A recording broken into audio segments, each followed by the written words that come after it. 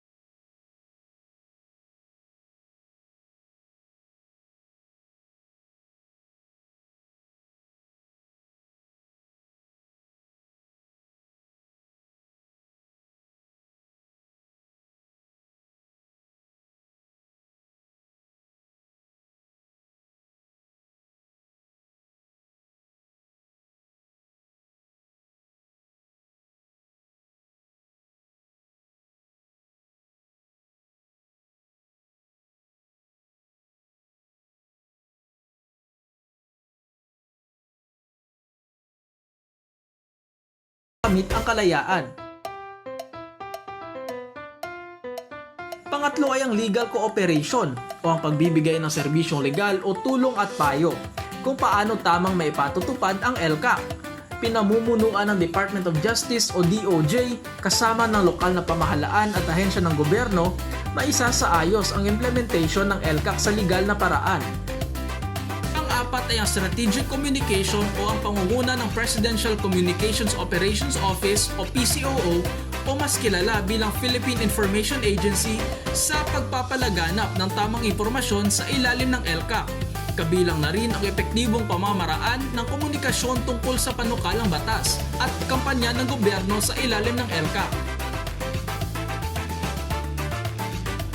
Kasama rin sa ilalim ng LCAC ay ang pag-isahin ng iba't ibang institusyon ng gobyerno at lokal na ahensya at pamahalaan kasama ang pribadong sektor sa pamamagitan ng pagbibigay ng lakas at kapasidad na pakilusin ang hakbang na ito ng gobyerno sa pamumuno ng DILG bilang bahagi ng sectoral unification, capacity building and empowerment. Kasama sa pinamumunuan ng DILG sa ilalim ng LCAC ay ang pang-anim na kumpol ng LCAC, ang Basic Services, na ang layon ay maibigay ang pangunahing serbisyo na kailangan ng lokal na pamahalaan para maitaguyod ang matibay at lumalago na komunidad sa tulong ng iba't ibang ahensya ng gobyerno at pribadong sektor ng lipunan. Marin sa kumpol ng LCAC ay ang Poverty Reduction Livelihood and Employment sa pamumuno ng Technical Education and Skills Development Authority o TESDA na may layong pababain ng kahirapan, itaas ang kita at itaguyod ang marangal na pamumuhay sa bawat komunidad.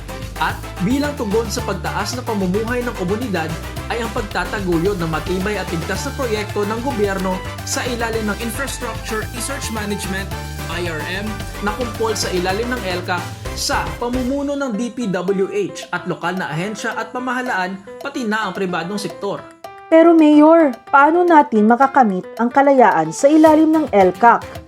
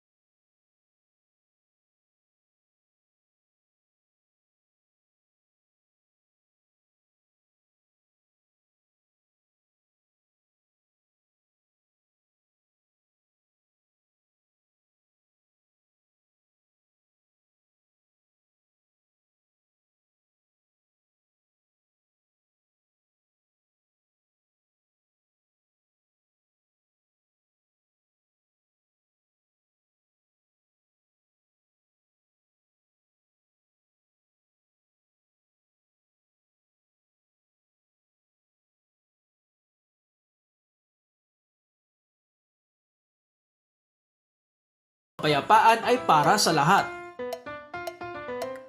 Pagkatapos manood ng video, kayo po ay inaanyayahan na sagutin ng Customer Satisfaction Survey form.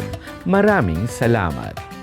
Para sa inyong mga katanungan, bumisita lamang sa aming Facebook page at DILG Region 6 o ang aming website na www.region6.dilg.gov.ph o mag-email sa region6.dilg@gmail.com.